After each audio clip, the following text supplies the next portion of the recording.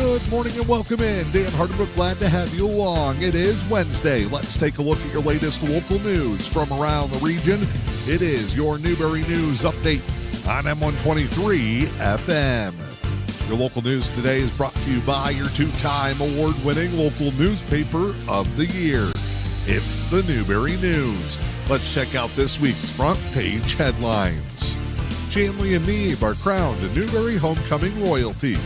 McMillan Township is set to adopt a cemetery ordinance. Lewis County will have a new prosecutor as Cameron Harwell is set to resign October 10th. McDonald's is set to raise money for local high school sports programs, and you can now rent the Taco Land Theater. Also, don't miss the Logging Museum wrapping up the 2024 Lumberjack season. Those stories and more available inside this week's edition of your award-winning Newberry News. It's available now. In your latest local news this morning, the Lewis County Road Commission and Michigan Department of Transportation have announced that road work is now done on the Lewis County Road 501 bridge over the Little Two-Hearted River. The bridge had been under construction since earlier this spring, and it was completed and reopened to traffic in late September. MDOT's Bridge Bundling Program help provide support to local agencies who are working to improve conditions on bridges around the state. The bridge, completed about a month ahead of schedule, is part of a 5-bridge bundle in the northern Lower Peninsula and Upper Peninsula. The $11.6 million design-build package included replacements of bridges in Benzie, Luce, Marquette, Missaukee, and Presque Isle counties as part of Phase 2 of the innovative program to assist local road agencies improve parts of their area. The phase of the project was paid for with supplemental coronavirus relief funds that are appropriated in September of 2021. Lewis County Road Commission engineer and manager Mike McTiver said that the bridge, located on County Road 501, is a gravel primary road that serves as one of the links to the Crisp Point Lighthouse, which is a popular tourist destination and well-traveled. The old bridge was a weight-restricted steel truss structure with a wooden plank deck. The MDOT Bridge Bundling Program was a great partnership to restore full functionality to the bridges for public use, according to McTiver. More work will continue as part of the program. MDOT continues to work on Phase 2 and 3 bridge bundling projects across the state in collaborations with local agency bridge owners. You can get more information by going online to the Michigan Department of Transportation website. Learn all about the local project here in Lewis County. Construction season is not slowing down, even though fall is now upon us. Work on the M123 overpass at I-75 in Mackinac County is currently underway as part of a $2 million MDOT project. The investment there is part of a series to rebuild 3 bridges in the eastern Upper Peninsula. Work on all 3 bridges is expected to be completed by early November. Southbound I-75 currently has 1 lane closed at the M123 overpass. That began yesterday. Traffic is restricted to a 12-foot maximum width with a posted speed limit of 60 with 45 where workers are present. The project also includes repairing the I-75 bridge over the Carp River and the M134 bridge over the Pine River, also in Mackinac County. Another project in the eastern UP started yesterday, traffic being reconfigured as MDOT's rebuilding a portion of the US 2 bridge over I-75 in St. Ignace. Motorists in that area can expect 1 lane open in each direction of the US 2 bridge over I-75. The outside southbound and northbound lanes of I-75 will be closed, maintaining 1 lane of traffic in each direction. The eastbound US 2 ramp to northbound I-75 is closed, being detoured via the westbound US 2 ramp to northbound I-75. The new configuration is expected to be in place for about 2 weeks.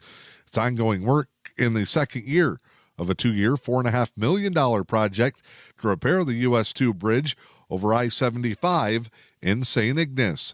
That project has included expansion joint replacement, pier cap and bearing replacement, as well as painting.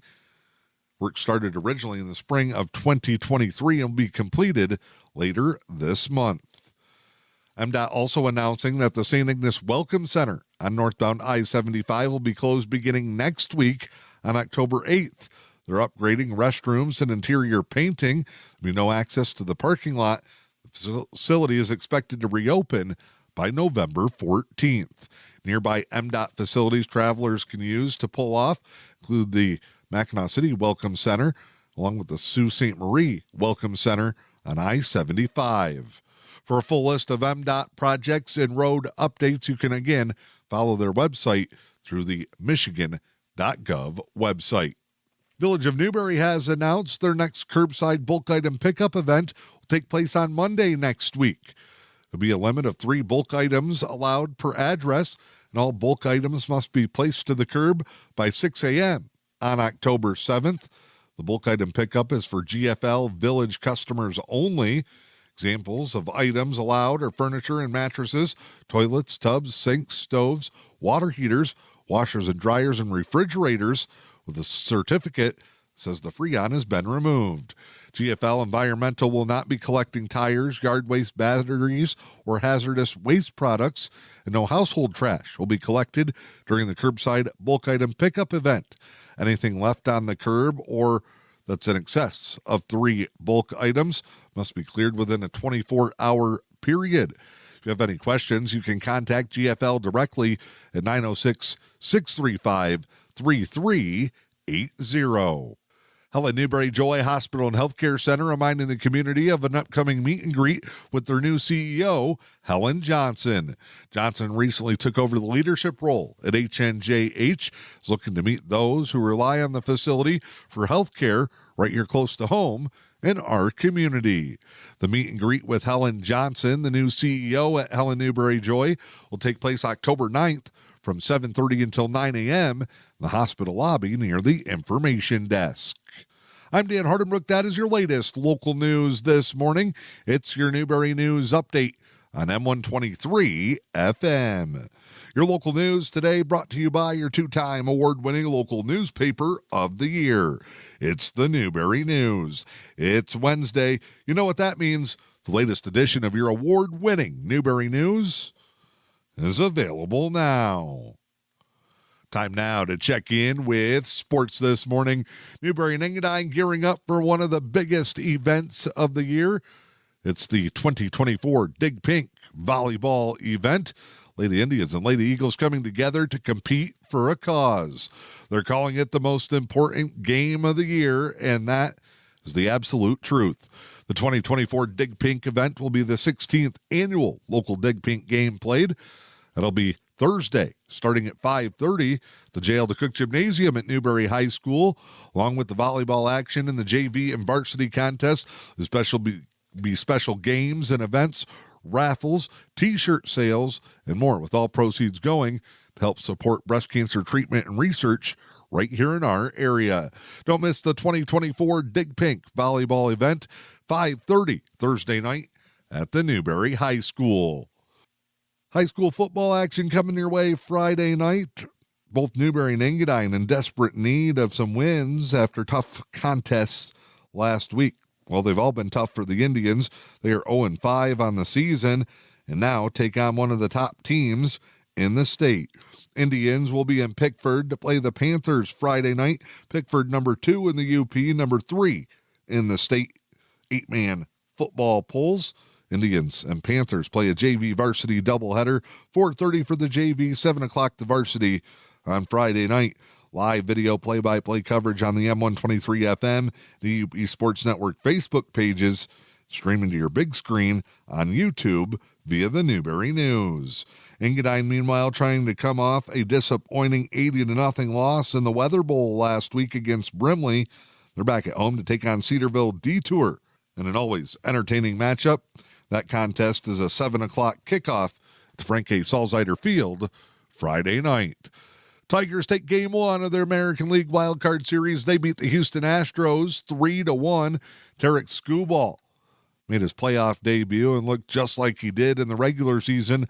Dominant. Skubal, 6 innings, 4 hits, no runs. He struck out 6. Tigers bullpen was rock solid until near the very end, The Astros put together a late-game rally.